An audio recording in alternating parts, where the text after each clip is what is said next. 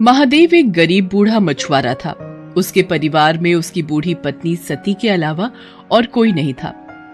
आज 3 दिन से सती बुखार से तप रही थी। महादेव के पास इतना पैसा भी नहीं था कि वो उसका इलाज करवा सके। उस दिन वो सुबह जल्दी उठ गया। एक बार उसने सती के सिर पर हाथ रखा। उसे अभी भी बुखार था। उसने अपना मछली पकड़ने वाला जाल और बाल्टी उठाई और नदी पर मछली पकड़ने चल दिया। नदी के किनारे पहुंचकर उसने अपना जाल डाल दिया और मछली के फंसने का इंतजार करने लगा। वहां एक और मछुआरा छगन भी अपनी नाव पर बीच नदी में मछली मार रहा था। महादेव को देखकर छगन बोला, अरे बाबा, किनारे बैठने से बड़ी मछली नहीं मिलेगी। नदी के थोड़ा अंदर आओ तो हो सकता है कि कोई बड़ी मछली फंस जाए। नहीं बेटा, ना तो मेरे पास नाव है और ना शरीर में ताकत जो मैं नदी में जाकर मछली पकड़ सकूं। अब सब कुछ भगवान के ऊपर है। उन्होंने चाहा तो मुझे बड़ी मछली जरूर मिलेगी। छगन ताने मारता हुआ बोला, तो फिर बैठे रहो घाट को पकड़ के। भगवान तुम्हारे लिए लाल परी मछली भेजेंगे। लाल परी एक बहुत ही नायाब मछली होती है जिसकी कीमत लाखों में होती है। ऐसी मछली किसी भाग्यवान को ही मिलती है। एक बार जिसे लाल परी मिल जाती है उसकी किस्मत ही चमक जाती है। खैर, महादेव ने छगन की बातों पर कोई ध्यान नहीं दिया और काफी देर इंतजार करने के बाद अपना जाल खींचा। उसका जाल भारी लग रहा था। लगता है कोई बड़ी मछली फंसी है। मगर जैसे ही उसने जाल बाहर खींचा उसका सारा जोश ठंडा पड़ गया। जाल में मछली तो क्या, एक घोंघा भी नहीं फंसा था। उसकी जगह उसमें ढेर सारा कचरा जैसे प्लास्टिक की बोतलें, सड़े पुराने जूते और चप्पल फंसे थे। ये देखकर छगन जोर से ठहाका लगाकर हंस पड़ा और बोला, अरे वाह बाबा वाह, बहुत बड़ा खजाना हाथ लग गया है तुम्हारे। इसी तरह रोज खजाना मिलता रहा तो एक दिन तुम जल्दी ही रईस बन जाओगे। महादेव ने फिर उसकी बात पर कोई ध्यान नहीं दिया, बस मन ही मन बोला, हे भगवान, कैसे लोग हैं तुम्हारी दुनिया के। जो नदी हमें पीने को पानी और खाना देती है उसमें लोग न जाने क्या क्या गंदगी डाल देते हैं। इतना सोचकर उसने फिर से जाल डाला। इस बार उसके जाल में थोड़ी सी छोटी मछलियां फंस गई। लगातार मेहनत करने से महादेव का बूढ़ा शरीर थक गया था, इसलिए जो मछलियां फंसी थीं उन्हें समेटकर महादेव बाजार चल पड़ा। दिन भर महादेव ग्राहकों का इंतजार करता रहा, मगर छोटी मछलियां होने के कारण उससे मछली खरीदने कोई नहीं आया। बाकी के मछुआरे बड़ी बड़ी मछलियां पकड़ कर लाए थे। उनकी सारी मछलियां देखते ही देखते बिक गई। हे भगवान, शाम होने को आई है। अब तो बाजार भी उठने लगा है। एक भी ग्राहक नहीं आया। सोचा था थोड़ा सा पैसा आ जाएगा तो सत्ती के लिए खाना और दवाइयां लेता जाऊंगा। बेचारी बुखार से तड़प रही है। अभी महादेव ये सोच ही रहा था कि वहां एक आदमी आया और उससे बोला, बाबा, ये मछलियां कितने की हैं? बेटा, ये हैं तो 200 रुपए की, मगर मैं तुम्हें 150 में दे दूंगा। 150 तो महंगा है। मैं तो इनके केवल 100 रुपए दे सकता हूं। वैसे भी बाजार बंद होने वाला है। अब कोई तुम्हारी मछलियां खरीदने से तो रहा, इससे पहले कि ये सब सड़ जाएं, इन्हें तुम मुझे 100 रुपए में दे दो। मरता क्या न करता। आखिर महादेव को 100 रुपयों में उसे सारी मछलियां देनी पड़ी। बाजार भी तब तक उठ चुका था। महादेव ने अपनी दुकान समेटी और वहां से घर चल दिया।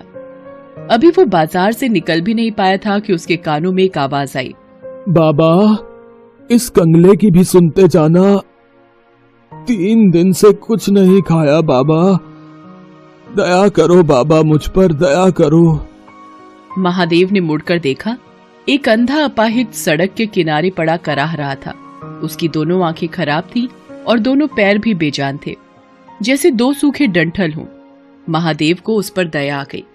उसने अपनी फटी हुई चादर उस अपाहिज को ओढ़ा दी और पास की एक दुकान से थोड़ा सा खाने का सामान लाकर उस अपाहिज को देता हुआ बोला, अब लो, खा लो। तुमने मुझ अपाहिज पर इतनी दया दिखाई। तुम कौन हो बाबा? महादेव उसे अपने बारे में बताता है।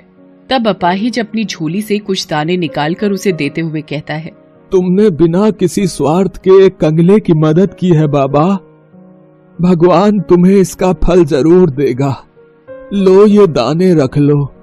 कल जाल डालने से पहले इन दानों को नदी में छिड़क देना।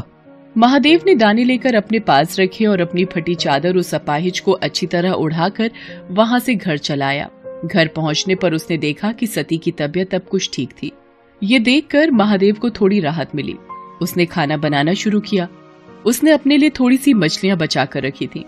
उन मछलियों के साथ उसने आज खरीदे हुए थोड़े से चावल और आलू बनाए और सती को खिलाया। सती को खिलाकर सुलाने के बाद जैसे ही वो खाने बैठा, तभी वहाँ गांव का कुत्ता कालू आ गया। कालू को देखते ही महादेव के चेहरे पर मुस्कान तैर गई। वो कालू को पुचकारते हुए बोला, क्यों कालू बेटा, भूख लगी है? ठहर, अभी तुझे खाना देता हूँ। इसके बाद महादेव ने अपने बचे हुए खाने में से एक हिस्सा कालू के सामने डाल दिया। एक अरसे से महादेव ऐसा ही करता रहा था। वो जब भी खाने बैठता तब कालू वहाँ आता और महादेव कालू के साथ मिलावट कर खाना खाता। खाना खाकर कालू वहाँ से चला गया और महादेव भी भगवान का नाम लेकर सो गया। अगली सुबह वो फिर अपना जाल लेकर मछली पकड़ने चल दिया। नदी किनारे पहुंचकर उसे उन दानों की याद आई जो कल अपाहिज ने उसे दिए थे। उसने उन दानों को नदी में बिखेर दिया और फिर वहां अपना जाल डाल दिया। अभी थोड़ी ही देर हुए थे कि अचानक लगा जैसे जाल में कोई भारी चीज फंसी है। महादेव जाल को खींचने लगा, मगर बूढ़ा होने के कारण उससे जाल खींचा नहीं जा रहा था। जैसे तैसे काफी देर की मेहनत के बाद उसने जाल बाहर निकाला। जाल को देखते ही उसकी आंखें चौंधी आ गई। जाल में एक बड़ी सी लाल परी मछली फंसी थी। छगन मछुआरा भी ये सब देख रहा था। लाल परी को देखते ही उसकी आंखें आश्चर्य से फट पड़ी। उसने मन ही मन सोचा, अरे बाप रे, इतनी बड़ी लाल परी है?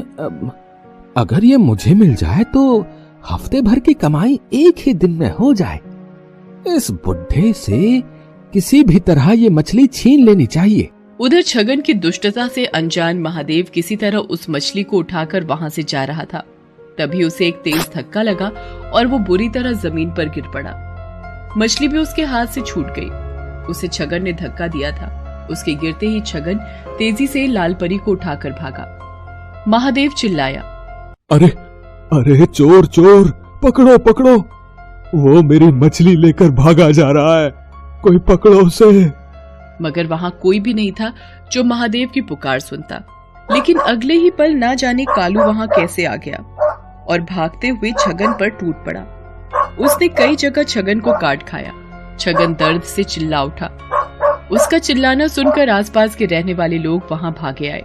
इतने सारे लोगों के सामने अपनी पोल खुलने के डर से छगन लाल परी को वहीं छोड़कर भाग गया। तब तक महादेव भी वहां पहुंच गया। लोगों ने उस मछली को महादेव को सौंप दिया। मछली बहुत बड़ी है, इसे काटकर इसका थोड़ा सा हिस्सा मैं अपने लिए भी रख लूं तो भी बाकी हिस्सों की बाजार में अच्छी कीमत मिल जाएगी मुझे। ये सोचकर महादेव मछली को घर लाया और जैसे ही उसने उस मछली को काटा, उसके पेट से नींबू के आकार और सुर्ख लाल रंग का माणिक पत्थर रूबी निकला। माणिक को देखते ही महादेव की आंखें चौंधी आ गई। हे भगवान, इतना बड़ा माणिक पत्थर, इसकी कीमत तो लाखों में होगी। इसे पाकर तो मुझे सारी जिंदगी कोई काम करने की जरूरत नहीं पड़ेगी। ये जरूर उस अपाहिज के दिए हुए दानों का ही कमाल है। इस माणिक का एक हिस्सा उसका भी है। ये सोचकर महादेव उसी जगह पहुंचा जहां उसे वो अपाहिज मिला था, मगर अब वहां कोई नहीं था। वहां बस महादेव की फटी हुई चादर ही पड़ी थी। लोगों से पूछने पर पता चला कि उन्होंने वहां किसी अपाहिज को पहले कभी नहीं देखा है। तो वो कौन था? क्या स्वयं भगवान मेरी मदद को आए थे और मेरे नसीब को चमका दिया? इस घटना के बाद महादेव की जैसे काया ही पलट गई। अब उसके जीवन में किसी चीज की कोई कमी न रही। वो अपनी पत्नी सती और कुत्ते कालू के साथ सुखपूर्वक जीवन बिताने लगा। साथ ही साथ दिल खोलकर दीन दुखियों की मदद भी करने लगा। ना जाने किसी दिन दुखी के भेष में कौन मिल जाए।